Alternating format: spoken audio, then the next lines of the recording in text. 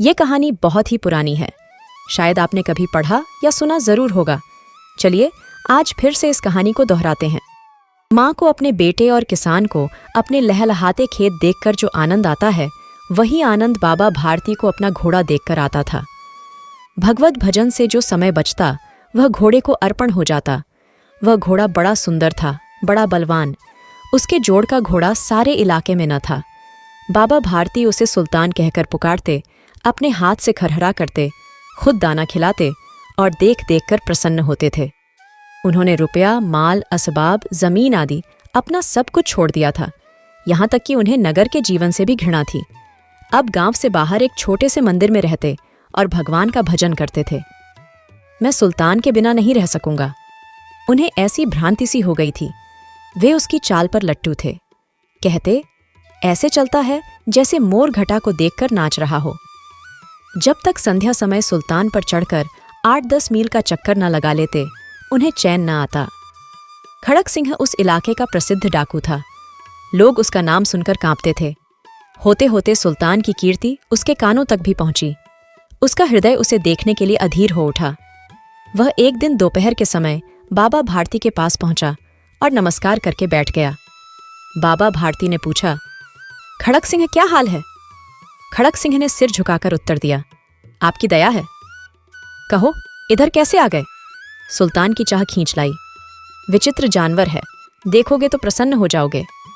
मैंने भी बड़ी प्रशंसा सुनी है। उसकी चाल तुम्हारा मन मोह लेगी।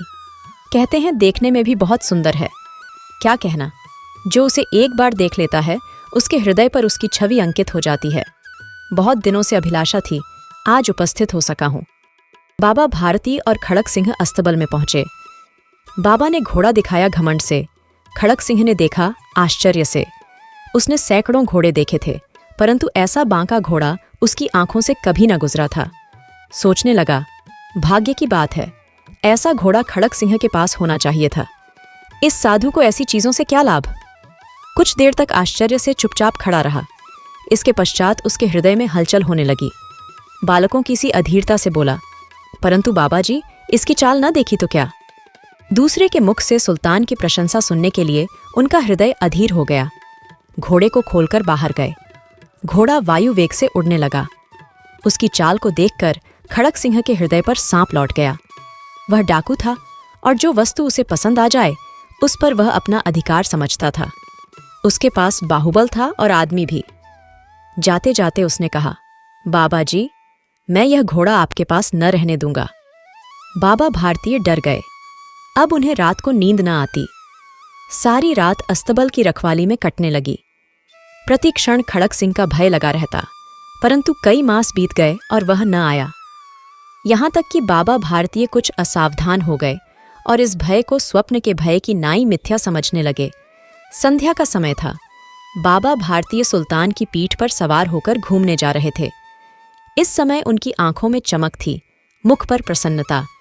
कभी घोड़े के शरीर को देखते, कभी उसके रंग को, और मन में फूले न समाते थे। सहसा एक ओर से आवाज आई, ओ बाबा, इस कंगले की भी सुनते जाना। आवाज में करुणा थी। बाबा ने घोड़े को रोक लिया। देखा, एक अपाहिज वृक्ष की छाया में परा कर रहा है। बोले, क्यों, तुम्हें क्या कष्ट है? अपाहिज ने हाथ जोड़कर कहा, बाबा, मैं दुखियारा हूं, मुझ पर दया करो। रामवाला यहां से 3 मील है, मुझे वहां जाना है। घोड़े पर चढ़ा लो, परमात्मा भला करेगा। वहां तुम्हारा कौन है? दुर्गा दत्त वैद्य का नाम आपने सुना होगा। मैं उनका सौतेला भाई हूं।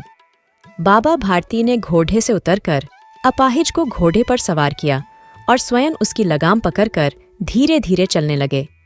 सहसा उन्हें एक झटका सा लगा और लगाम हाथ से छूट गई। उनके आश्चर्य का ठिकाना न रहा जब उन्होंने देखा कि अपाहिज घोड़े की पीठ पर तनकर बैठा है और घोड़े को दौड़ाए लिए जा रहा है। उनके मुख से भय, विस्मय और निराशा से मिली हुई चीख निकल गई। वह अपाहिज डाकू खड़क सिंह था। बाबा भारतीय कुछ देर तक चुप रहे और कुछ समय पश्चात कुछ निश्चय करके पूरे बल से चिल्लाकर बोले, जरा ठहर जाओ। खड़क सिंह ने यह आवाज सुनकर घोड़ा रोक लिया और उसकी गर्दन पर हाथ फेरते हुए कहा, बाबा जी, यह घोड़ा अब न दूंगा, परंतु एक बात सुनते जाओ। खड़क सिंह ठहर गया। बाबा भारती ने निकट जाकर उसकी ओर ऐसी आंखों से देखा जैसे बकरा कसाई की ओर देखता है और कहा, यह घोड़ा तुम्हारा हो चुका है। मैं तुमसे इसे वापस करने के लिए न कहूंगा, परंतु खड़क सिंह, केवल एक प्रार्थना करता हूं, इसे अस्वीकार न करना, नहीं तो मेरा दिल टूट जाएगा। बाबा जी, आज्ञा कीजिए, मैं आपका दास हूं, केवल घोड़ा न दूंगा। अब घोड़ा का नाम न लो, मैं तुमसे इस विषय में कुछ न कहूंगा। मेरी प्रार्थना केवल यह है कि इस घटना को किसी के सामने प्रकट न करना। खड़क सिंह का मुंह आश्चर्य से खुला रह गया। उसे लगा था कि घोड़ा को लेकर यहां से भागना पड़ेगा, परंतु बाबा भारती ने स्वयं उसे कहा कि इस घटना को किसी के सामने प्रकट न करना। इसका क्या अर्थ हो सकता है? खड़क सिंह ने बहुत सोचा, बहुत सिर मारा, परंतु कुछ समझ न सका। हारकर उसने अपनी आंखें बाबा भारती के मुख पर गरा दीं और पूछा, बाबा जी, इसमें आपको क्या डर है? सुनकर बाबा भारती ने उत्तर दिया, लोगों को यदि इस घटना का पता चला तो वे दीन दुखियों पर विश्वास न करेंगे। यह कहते कहते उन्होंने सुल्तान की ओर से इस तरह मुंह मोड़ लिया जैसे उनका उससे कभी कोई संबंध ही नहीं रहा हो। बाबा भारती चले गए, परंतु उनके शब्द खड़क सिंह के कानों में उसी प्रकार गूंज रहे थे। सोचता था, कैसे ऊंचे विचार हैं, कैसा पवित्र भाव है। उन्हें इस घोड़ा से प्रेम था। इसे देखकर उनका मुख फूल की नाई खिल जाता था। कहते थे, इसके बिना मैं रह न सकूंगा। इसकी रखवाली में वे कई रात सोए नहीं, भजन भक्ति न कर रखवाली करते रहे, परंतु आज उनके मुख पर दुख की रेखा तक दिखाई न पड़ती थी। उन्हें केवल यह ख्याल था कि कहीं लोग दीन दुखियों पर विश्वास करना न छोड़ दें। रात्रि के अंधकार में खड़क सिंह बाबा भारती के मंदिर पहुंचा। चारों ओर सन्नाटा था। आकाश में तारे टिमटिमा रहे थे। थोड़ी दूर पर गांव के कुत्ते भौंक रहे थे। मंदिर के अंदर कोई शब्द सुनाई न देता था। खड़क सिंह सुल्तान की बाग पकड़े हुए था। वह धीरे धीरे अस्तबल के फाटक पर पहुंचा। फाटक खुला पड़ा था। किसी समय वहां बाबा भारती स्वयं लाठी लेकर पहरा देते थे, परंतु आज उन्हें किसी चोरी, किसी डाके का भय न था। खड़क सिंह ने आगे बढ़कर सुल्तान को उसके स्थान पर बांध दिया और बाहर निकलकर सावधानी से फाटक बंद कर दिया। इस समय उसकी आंखों में नेकी के आंसू थे। रात्रि का तीसरा पहर बीत चुका था। चौथा पहर आरंभ होते ही बाबा भारती ने अपनी कुटिया से बाहर निकल ठंडे जल से स्नान किया। उसके पश्चात इस प्रकार जैसे कोई स्वप्न में चल रहा हो, उनके पांव अस्तबल की ओर बढ़े, परंतु फाटक पर पहुंचकर उनको अपनी भूल प्रतीत हुई। साथ ही घोर निराश ने पांव को मन मन भर का भारी बना दिया। वे वहीं रुक गए। घोड़े ने अपने स्वामी के पांवों की छाप को पहचान लिया और जोर से हिनहिनाया। अब बाबा भारती आश्चर्य और प्रसन्नता से दौड़ते हुए अंदर घुसे और अपने प्यारे घोड़े के गले से लिपटकर इस प्रकार रोने लगे, मानो कोई पिता बहुत दिन से बिछड़े हुए पुत्र से मिल रहा हो। बार बार उसकी पीठ पर हाथ फेरते, बार बार उसके मुंह पर थपकियां देते। फिर वे संतोष से बोले, अब कोई दीन दुखियों से मुंह न मोड़ेगा।